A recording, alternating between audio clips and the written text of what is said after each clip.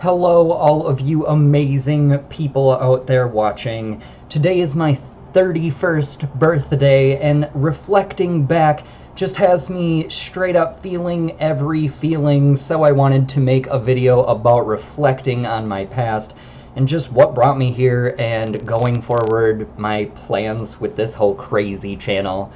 And also, it's my birthday, and I want to get high, so let's get high together, if you're of age, I guess, whatever your state permits.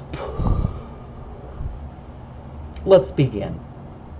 So, kind of this whole week leading up to my birthday, I've been thinking about what's gotten me here to this point in my life, and some of it good, some of it bad. I've been through a rocky couple of years. I've said in a couple past videos, I've been on the outs with my family for various amounts of times, depending on who we're talking about. But, grew up not knowing my dad, so having those fucked up abandonment issues somewhere buried deep, I'm sure. And then going through a feud with my sister, who was my best friend my whole life. But when I hit 28, we spent a Christmas together, and things just fucking went tits up. It was nuts. And we got in a huge fight, and we haven't really talked since at all. And then with my mom the last 6 months, I haven't been speaking to her, and not really sure why with that. I just assumed that with all of the family tension building up and stuff, everybody wanted a cool down period. It's been a really weird time in my life. I'm a really close to my family kind of guy. I'm definitely a mama's boy, not ashamed of that and never have been. I'm super connected to my feminine side, as some of you can tell. But seriously, I don't see anything wrong with that, and I've enjoyed life. I've really been passionate about being funny and honest and finding myself and making mistakes, plenty of mistakes along the way, and I felt like at times I had made friends that really were family. But with these last couple years, kind of taking time to find myself and really exploring the things I'm okay with, my morals, my ideals, what I think I'm here on earth to do, when you sit down and think about the bigger picture and take time for yourself, you start missing out on the superficial, the plans you make with your friends week after week of meeting at the bars and going to movies and malls and parties and all of it, and it's fabulous and it's fun and I promote it and I love a good, healthy social life. Don't get me wrong, I'm super social and I need that, but when you take time for yourself, as everybody should, no matter what personality you have, you really start to lose those surface friendships. And I don't know if it's because of the lack of time and attention you're paying into them and maybe they feed on that, or if it's really the lack of connecting, and making that relationship an actual bond that will keep itself together in the future. I really only have 2 best friends that have stuck by my side since I was 13 years old. They're both girls, and I love them to death. And we go through periods where we don't talk for 2 months, 6 months, a year. Sometimes in the past it's been due to falling out, but most times just because life gets busy. And then when we reconnect, it's like we didn't miss a beat. And everybody has those friendships, or if you don't, I hope you find one, because they're really gold. I mean, it's something that's so valuable, and you really should cherish it because you can't replace it. So don't lose your friendships over stupid, petty shit.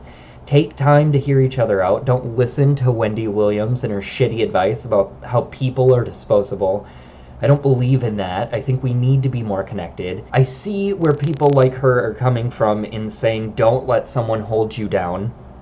You shouldn't. You have to pay attention to you and your feelings and your emotions and really what your drive is in life. And even when the ones close to you betray you or lie to you or maybe just don't believe in you because they think what you're chasing after is silly or unreachable, if you need a period without them, that's fair, but never give up on someone. Let it be a possibility deep back in your mind that at some point you could connect again. Even if you're losing them through an addiction to drugs or sex or alcohol, or maybe you're just battling, it doesn't matter what it is, whatever you're going through, take some time apart, grow, learn who you were at the time and what you would have done different, because there's always something. Learn to see a little bit of their side of the story, even if you're completely right and you stand in your truth, which I believe in as well. Life is complex, and we're complex creatures, and we need to be okay with feeling sad and happy at the same time and dealing with those emotions. We really just need to stop putting each other in boxes. And I'm laughing because I just spent 5 minutes trying to get a takeout where I can say compartmentalize. Compartmentalize. Okay, this is silliness. Anyway, moving forward. We need to stop boxing each other in or putting each other in a one-lane kind of life. Like, we need to be chasing after our dreams. And we need to be doing more with our life than judging each other and criticizing and breaking each other down.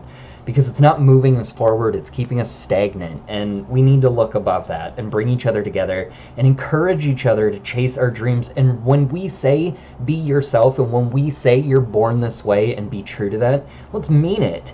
Stop telling kids to believe in themselves but then judging them or cutting them a side eye because they're not socially normal. Let boys wear dresses and let girls chop off their hair and wear cowboy boots. Like, let's let kids experiment with life. I saw an article talking about how in Japan, a company has invested money in creating paints and colors that are introduced to toddlers without labels. So basically you have a red, yellow, and blue tube of paint, and then any other color just has a plus sign with the primaries that it takes to make. They're saying that this will help children formulate what their ideas are of the world. They're going to start using their imagination to describe, and they're going to get so much more progress out of language. I mean, honestly, think about it. How would you describe red? You would just say red. I mean, a kid would describe it with such passion and intensity. We need to start allowing children to explore and be creative and stop stifling it because we want to put social norms on it. We don't need to identify with gender. Honestly, what good does that do us? Who cares? Who cares whoever is dating or fucking whom?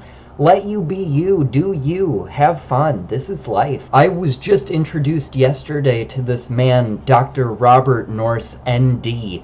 He's a naturopathic doctor, and he is blowing my fucking mind. The stuff he is informing the world is curing patients with terminal illnesses. People are being cured of cancers and spinal cord injuries. He is revolutionizing the medical industry in the Western world. He's been studying naturopathy for 40 plus years, I think he said. From the age of 20, he was into the raw food movement. This guy is brilliant, and he's connecting for me, in my mind, all of these realms of realities and truth and chakras and cleansing. And he talks with so much depth about our lymphatic system and how we don't even know the human body that well, and we should stop shunning Eastern medicine and be open-minded. And it's insane, the stuff that our doctors learn in school and then practice on us. It's crazy what I'm learning from this man, and you can learn it too. Google him or YouTube him. Dr. Robert Morse, ND. He is incredible, and his videos will captivate you and change your way of thinking. He's really into the raw food movement, which I didn't know much about until watching his videos. I had seen a little bit from Sex and the City. Really, Google this man, this doctor. He will change your way of thinking. His ideas in raw food and fruitarianism. The fact that humans can survive on a mono-fruit-only diet. This means you eat one fruit for an extended period of time, whether it be a day, a week, a month. I'm still looking into this. It's blowing my mind. I mean, he is so intense. He has a segment where he talks about cancer and how disease isn't actually real, and he breaks down medical jargon so simply and talks about how our bodies only have two fluids. They have the lymphatic fluid and blood, and how everything can be that simple. You know, how our skin actually acts as a kidney to clean out our lymphatic system, and that's what sweat is. And modern Western doctors just don't know this information, and he talks about how you can cure these diseases because diseases aren't real, and this is important for us to learn. He brought up a statistic saying the World Health Organization declared on its own website that 90% of our population is overpopulation. And it kind of makes you wonder, is that why so many lies are spewed in the Western medical world? Is that why so many times you hear all these statistics on 95% of chemo patients survive when, in fact, the CDC knows damn well that is not true? In fact, it's probably the opposite. There's a likelihood that only 5% are surviving. Chemotherapy is adding an acid into your cellular structure in your body, and that's a big deal because we're supposed to be living alkaline. That's another thing he talks about, because the whole world is chemistry based, right? It's alkaline or it's acidic, and acidic is the male energy and alkaline is the female, and that's why it's so important that we learn that this neo-masculinity that's going around is really the thing that's devastating our culture. We need to learn that we can survive on just fruits, and they're beneficial for us. They provide the fructose that our body needs. We don't need protein. Protein breaks down into sugar, and fructose is direct sugar. So we really need to change our thinking. If this man can cure diseases because diseases aren't real, then what the hell are we doing in trusting our modern doctors? Have discussions like this with your friends because they're so important. He describes how some of the strongest mammals in the entire world are fruitarians, such as apes and horses and cows.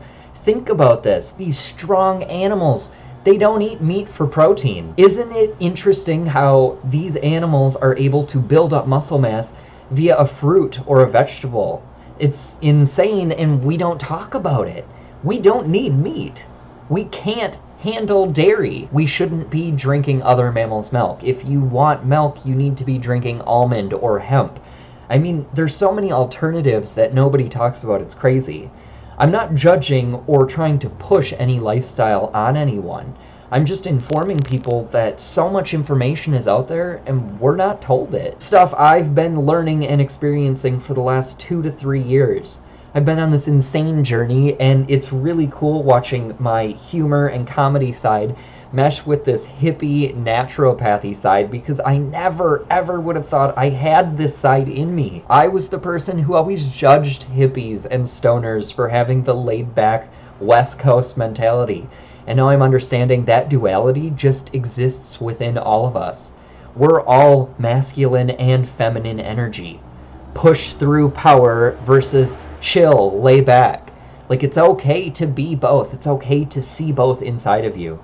You don't have to be neo-masculine and you don't have to be neo-feminine. Accept both. Be proud of who you are. Continue to believe in yourself and explore what you can do with who you are, because it's something big. You're here to do something great. Follow it and trust yourself. You know, another thing I'm learning is the whole gut brain. The fact that when you say trust your gut, many naturopathic doctors believe that that could actually be the bacteria that lives within our stomach, our solar plex chakra, if you will. The bacteria's consciousness. That could be the consciousness of bacteria, another living organism within us. A whole universe, if you will, within ourselves. I mean, the ideas that I'm learning are just blowing my mind. I don't know if this is captivating you at all or if I'm just looking like a huge stoner nutball, but for real, investigate it. Take the time to explore how this could affect your life. And I'm not judging anybody for their views. If you still love meat, I get it. I loved grilling steak and hamburgers in the summer. And if you don't want to give up cow's milk, cool, I understand. I mean, I have a feeling it's addicting. It's something that is ingrained in our body to respond to. So maybe just start figuring out what a good diet or a good lifestyle would be for you without being told what would be good for you. Just explore. Do things for you. Anyway, take care of yourself. I'm going to go enjoy the rest of my birthday, and I am going to try to change where my family is going in the future by making a phone call to my mother. She did reach out and say happy birthday via my boyfriend, because right now I don't have a phone. Long story, and I've already told you enough. However, I'm going to reach out and extend an olive branch. Going forward, I hope things get better. And for you, if you're going through a hard time with a family or a friend or a loved one of any sort, just kind of hold on to them a little bit. Just leave a place in your heart where you can mend and move forward and possibly become even stronger than you ever thought you could. because it's possible. So give it a chance and take care of yourself the rest of the day. Thank you for watching. Peace.